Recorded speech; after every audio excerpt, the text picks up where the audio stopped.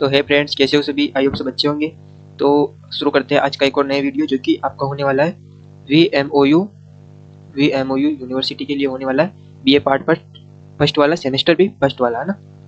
तो चलिए शुरू करते हैं। तो मैं आपको एक सजेशन दूंगा, आप एक नोटबुक ले और एक पेन ले, उसमें आप 1 से 20 तक की गिनती लिख ले, और उसमें जो जो आपके सही होते हैं आप उनमें टिक लगा ले, या फिर ABCD लिख ले, जो आपके अनुसार सही है वो लिख ले वे, और बैठ जावे। और जो आपका मैं सही बताता जाऊँ उस पर टिक करते जाए, और जो गलत हो जाए उसे क्रॉस कर दे। देखते हैं आपके कितने सही निकलते हैं। तो वीडियो स्टार्ट करते हैं। आपका पहला क्वेश्चन है, मानव जीवन की प्राचीन अवस्था को कौन सा युग कहते हैं?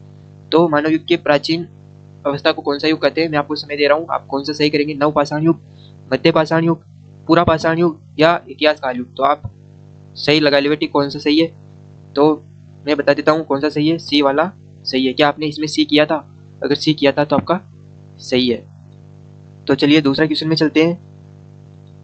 आपका दूसरा क्वेश्चन है, भारत में सिंधु सभ्यता का मुख्य नगर कौन सा था? तो कौन सा था? ऑप्शन देखो, मथुरा, मोहनजोदड़ो, पाटन, वाराणसी। आप टिक लगा ले कौन सा सही है। तो मैं सही उत्तर बता देता हूँ, मोहनजोदड़ो आपका सही उत्तर हो जाएगा। मोहनजोदड़ो। आपका क्वेश्चन नंबर 3 है, किस युग में कृषि का आरंभ हुआ था? तो आप बता दें, पूरा पाषाण युग, मध्य पाषाण युग, या नवपाषाण युग, या लोह युग? तो किस युग में आपकी कृषि का आरंभ हुआ था? तो किसमें हुआ था? ऑप्शन सी नवपाषाण युग। आपका अगला क्वेश्चन है, वैदिक काल में सामाजिक व्यवस्था का प्रमुख आधार क्या था? तो वैदिक काल में सामाजिक व्यवस्था का प्रमुख आधार क्या था?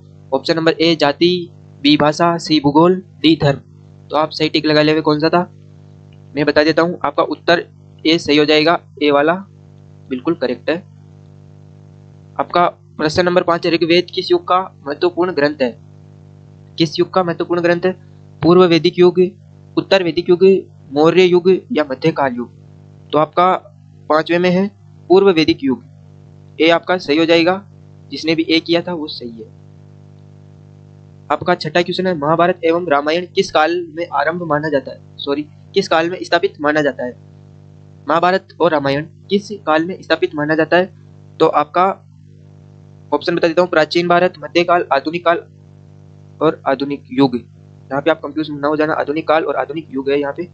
तो आपका ऑप्शन नंबर कौन सा सही हो जाएगा? छठे में लगा लिया आपने, तो आपका ए सही हो जाएगा, प्राचीन युग। जिसने भी ए किया वो बिल्कुल सही है। आपका 7वां, निम्नलिखित में से कौन सा ग्रंथ ऐतिहासिक स्रोत नहीं है?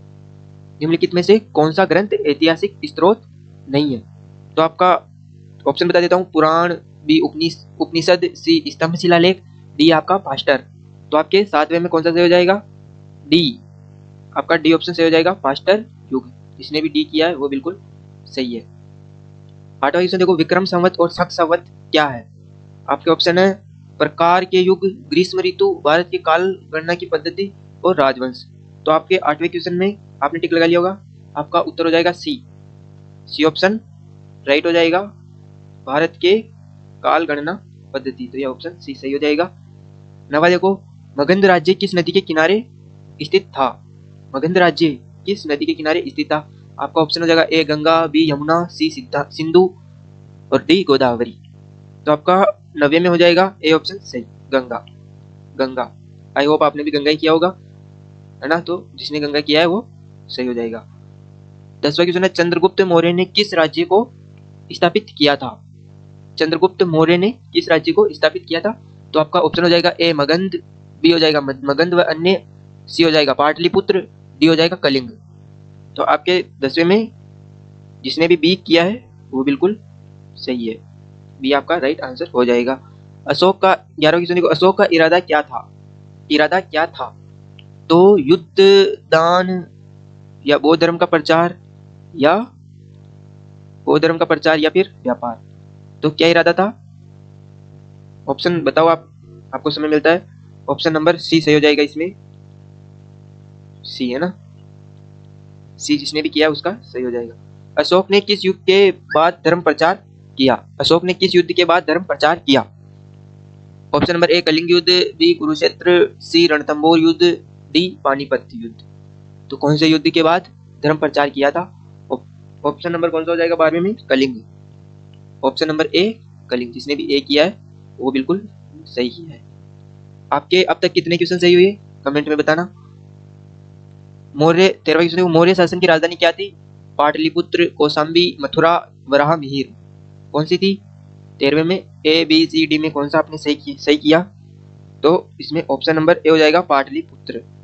ये तो सरल ही था, आई होप आपको सबको आ गया होगा। ऑप्शन नंबर ए सही हो जाएगा जिसने भी किया है।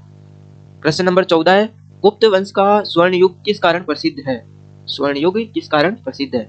गुप्त वंश का ना, युद्धों के कारण, कला और साहित्य विकास के कारण, विदेशी आक्रमण के कारण, या फिर आर्थिक पतन के कारण। तो आपका 14वें क्वेश्चन में कौन सा सही होगा बता देना जल्दी। आपका बी उत्तर सही हो जाएगा, कला और साहित्य विकास। ऑप्शन नंबर बी जिसने भी किया है वो बिल्कुल राइट है। प्रश्न नंबर 15 देखो, हुनों का भारत आक्रमण किस शासन के बाद हुआ? हुनों का मतलब जानते होंगे, हुनों का भारत आक्रमण किस शासन के बाद हुआ था? सम्राट विक्रमादित्य, सम्राट चंद्रगुप्त सेकंड, या चंद्रगुप्त मौर्य, या डी अशोका।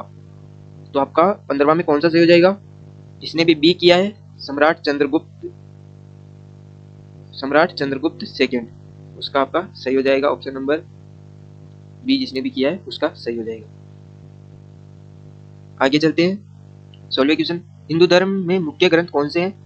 हिंदू धर्म में मुख्य ग्रंथ कौन से हैं?